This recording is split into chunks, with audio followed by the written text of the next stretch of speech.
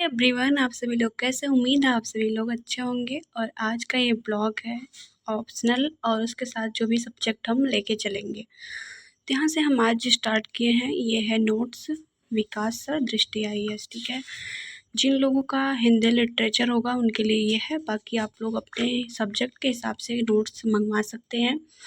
और वो नंबर रहा यहाँ पे है, आप मंगवा सकते हैं इस नंबर से। ठीक है, तो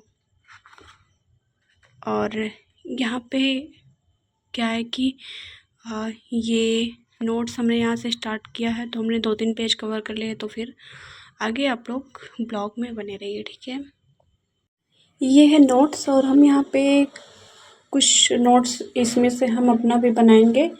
और पहली बार में तो नहीं, अभी आप लोग अगर स्टार्ट कर रहे हैं ऑप्शनल नोट्स पढ़ना, तो फिर पहली बार में नोट्स नहीं बनाइएगा। और इसको पहली बार आप 3 से 4 बार पढ़ लीजिएगा। उसके बाद से जैसे कि 3-4 नोट्स भी है, उसके बाद उसमें प्रीवियस पेपर के भी क्वेश्चन दिए गए हैं जो एनालिसिस करना है आपको। तो पहले आप इसको ऑप्शनल को पढ़ लीजिए, उसके बाद से फिर आप इसको अपने लिए नोट्स आप बना सकते हैं। और प्रीवियस से पेपर को ज़रूर सॉल्व करिए। और वैसे भी आपको पेपर देख के ही उसके बाद ऑप्शनल आप चूज किए होंगे, क्योंकि आप प्रीवियस ईयर पेपर देखे होंगे, उसके बाद ऑप्शनल के लिए जो भी नोट्स वगैरह लिए होंगे, तो फिर वो आपके लिए अच्छा होगा। और ऑप्शनल कैसे चुनते हैं इस बारे में हम वीडियो बना के रखे हैं।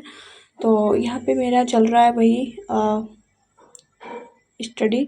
तो फिर इसके बाद से हम इसके साथ आप कोई भी एक पैरेलल लेके चल सकते हैं, जैसे हिस्ट्री हो गया, ज्योग्राफी, पॉलिटी, कोई भी लेके आप चल सकते हैं ऑप्शनल के। तो कम से कम आपको 3 महीने तो आपको ऑप्शनल पे देना है सारा कुछ लेके। हाँ, आंसर राइटिंग की बात करें तो आप इसी टाइम से भी आप शुरू कर सकते हैं लिखने के लिए।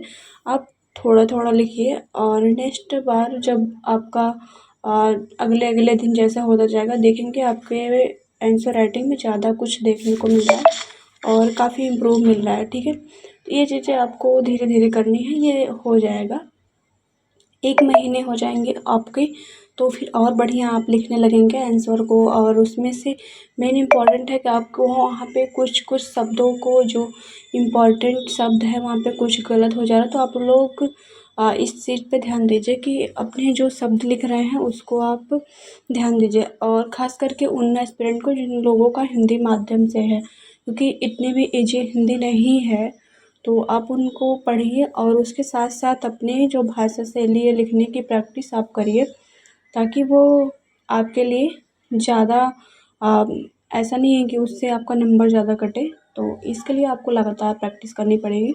तो अभी से आप लिख सकते हैं, जिस तरह से आप ऑप्शनल की तैयारी कर रहे हैं, लिख रहे हैं, उसी तरह से आप हिस्ट्री, पॉलिटी कुछ भी पढ़ेंगे उसका भी आप कुछ ना कुछ क्वेश्चन सॉल्व करते चलिएगा। ठीक है, और ऑप्शनल के जो भी क्वेश्चन है उसे देखना मत भूलिएगा। और जो भी आप पढ़ाई कर रहे हैं उसको आप कंसिस्टेंसी से बढ़ाए रखिए, और डेली का डेली पढ़िए। और रिवीजन भी करने के लिए आप डेली का डेली करते रहिए। जिस तरह से आपके सिलेबस कंप्लीट होते जा रहा है उसी तरह से आप रिवीजन करते हुए चलिए। ठीक है, रिवीजन के लिए बस आप कोई भी समय ले सकते हैं, नाइट, डे। जो लोग फुल UPSC प्रिपरेशन के लिए हैं उनके पास तो 24 घंटे में आप कभी भी पढ़ सकते हैं अपने समय के अनुसार।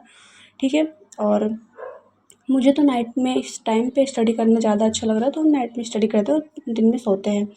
ठीक है, तो अगर आप लोग दिन में पढ़ना अच्छा समझते हैं तो दिन में पढ़िए, नहीं तो नाइट में पढ़िए, कोई प्रॉब्लम नहीं है। लेकिन कमेंट आया था कि अगर 2 लोग रूम में रह के तैयारी कर रहे हैं तो कैसे मैनेज करें। तो देखिए, आप साथ में पढ़ाई कर सकते हैं, नहीं तो अगर आप कंफर्टेबल फील नहीं करते तो अगर वो सो रहे हैं तो आप पढ़ाई करिए, अगर वो जग रहे हैं तो फिर आप सो जाइए। ठीक है, इस तरह से करके अपनी स्टडी को बेहतर बनाइए। और अगर अच्छा आपके पास पार्टनर है रूम, फिर आप अच्छे से पढ़िए साथ में बैठ के, और अच्छा होगा। ठीक है, तो कोशिश करिए कि अपने जितने भी टाइम है ना वो सिर्फ स्टडी पे दीजिए, क्योंकि अब टाइम आपके पास नहीं बचा है।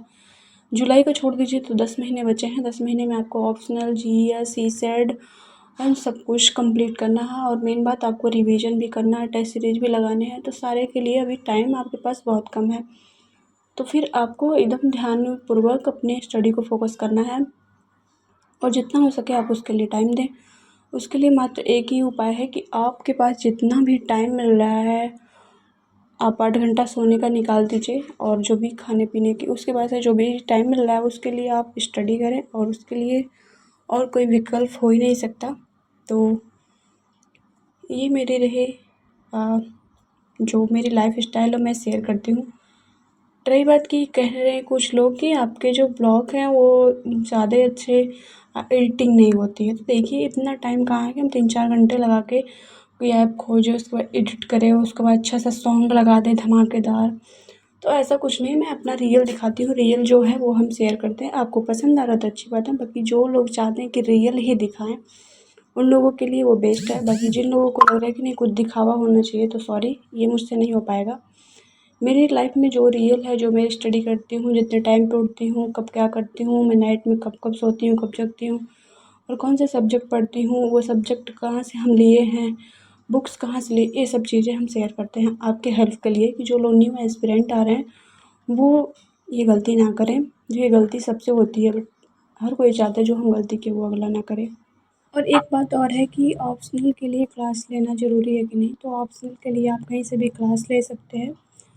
और रही बात सेल्फ स्टडी की, तो आप नोट्स भी लेके पढ़ सकते हैं, और बट उसमें आपको सेल्फ स्टडी की ज़्यादा है। और हाँ, टॉपर्स की जो कोचिंग की तरफ से निकलती है ना टेस्ट वगैरह की कॉपी, मेन कॉपी तो नहीं आती है मार्केट में, वो टेस्ट कॉपी ही होती है, तो वो आप ले सकते हैं, वो देख सकते हैं कि टॉपर्स कैसे ऑप्शनल को लिख रहे हैं, तो वो ज़्यादा हेल्प करेगा। देखिए ऑप्शनल आपका अच्छा होना चाहिए तभी और कॉपी आपकी चेक होगी।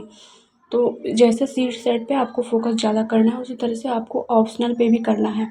बाकी जो भी आपके जो पूरे पूरे मार्क्स का, जैसे एथिक्स हो गया और जो सब्जेक्ट है उस पे थोड़ा आप ज़्यादा टाइम दीजिए। ज्योग्राफी हो गया, इस पे भी आप टाइम दीजिए ज़्यादा, ठीक है। बाकी सब के लिए तो आपको 38-35 एक मंथ में आपका सिलेबस कंप्लीट हो जाएगा। बाकी जो बड़े बड़े हैं इन सब के लिए आपको टाइम प्रॉपर देना पड़ेगा और टेस्ट सीरीज भी देनी ही पड़ेगी। तो उसके लिए आपको एक कोचिंग की नहीं 2-3 कोचिंग की, लेकिन अभी नहीं, हम आगे ब्लॉग बनाते रहेंगे, आप सभी के साथ शेयर करते रहेंगे। तो ये जो नोट्स है मेरा, ये मुखर्जी नगर का है और विकास सर वहाँ से हमने लिया है, उनके क्लास के नोट्स है ये। तो राइटिंग पे मत जाइएगा, हमें राइटिंग से क्या करना, हम समझ सकते हैं राइटिंग को बस, और पढ़ाई करना हमको बहुत सुंदर, बहुत एकदम रुक रुक के सुंदर नहीं लिखना है, हमारी स्पीड भी होनी चाहिए। और जो आंसर राइटिंग के जो शब्द हैं वो अच्छे होने चाहिए, ठीक है। वो कहीं भी टूटी फूटी आना होती है आंसर राइटिंग, वो नहीं होनी चाहिए। इसके लिए आप लोग सभी लोग बोलते हैं कि आंसर राइटिंग बस मात्र एक ही रीज़न है कि वो आपके आंसर को अच्छे से आप रख पाएँ, ताकि एग्ज़ाम में भी आप उसी तरह से लिखें, आप पहली बार जाए ना कि आप गलती करके आएँ। तो इसलिए आंसर राइटिंग की प्रैक्टिस की जाती है। तो ये हमारा ब्लॉग यहीं तक रहेगा। ब्लॉग में अगर आपको अच्छा लगा, आप उसमें से कुछ जानकारी लेना चाह रहे हैं तो आप कमेंट करिए, कमेंट में हम हमेशा रिप्लाई देते हैं। और आप लोग भी मेहनत करिए, ठीक है। Thank you so much everyone, सभी को।